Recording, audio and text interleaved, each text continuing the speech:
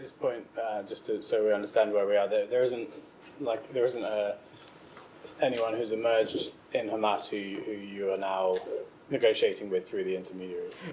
Not to my knowledge. Of course, I will let our mediators speak for themselves and let them speak to what kind of engagements they may or may not have with Hamas. But Matt spoke a little bit about this on Thursday. In the aftermath of Hania's death, you saw there was some sort of semi-public process in which Hamas had indicated who its new leadership was.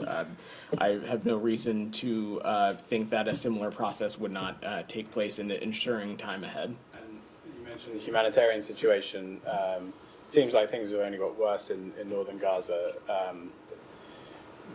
You had this 30-day ultimatum that you've given to the Israelis. I wonder if you could give us an update on have they made any progress towards what was laid out in the letter? So as we talked about last week, we have seen some progress on some of these things. As we saw last week the reopening of the route from Jordan. We also saw the Erez crossing in the north reopen. Talking about some of the efforts that we saw last week. Look, certainly nobody in the U.S. government is going to stand in front of you and say that we are satisfied or find the humanitarian situation in any part of Gaza satisfactory.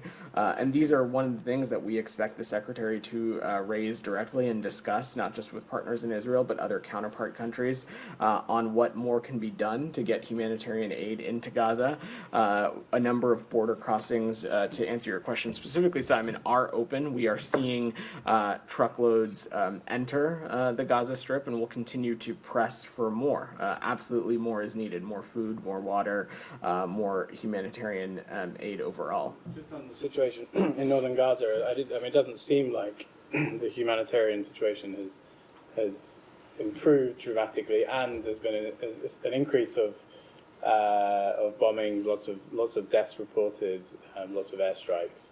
I wonder if the people of Gaza, especially those in northern Gaza, based on your rhetoric after the death of Sinwar, might have thought that this spelled positive news, but then the weekend probably hasn't left them with that feeling. So, what would you say to those people who are saying, well, why aren't we getting humanitarian aid in? Why are we still being hit with these airstrikes? Well, a couple of things.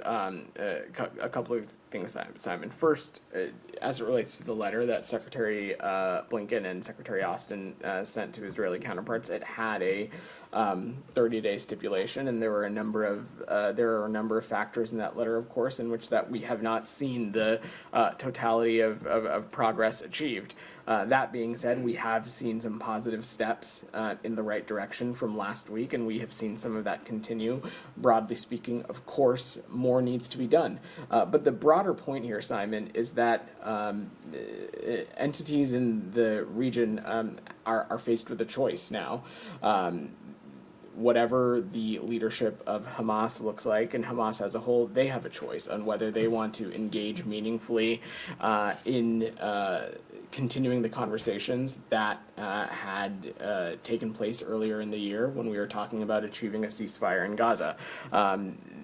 We think that continues to be the best path forward in which will alleviate the humanitarian suffering of the Palestinian people, but also allow the remaining hostages, of which there continue to remain 7 American citizens, are able to return home. And that continues to be an enduring priority for us. And I know it is for others in the region as well.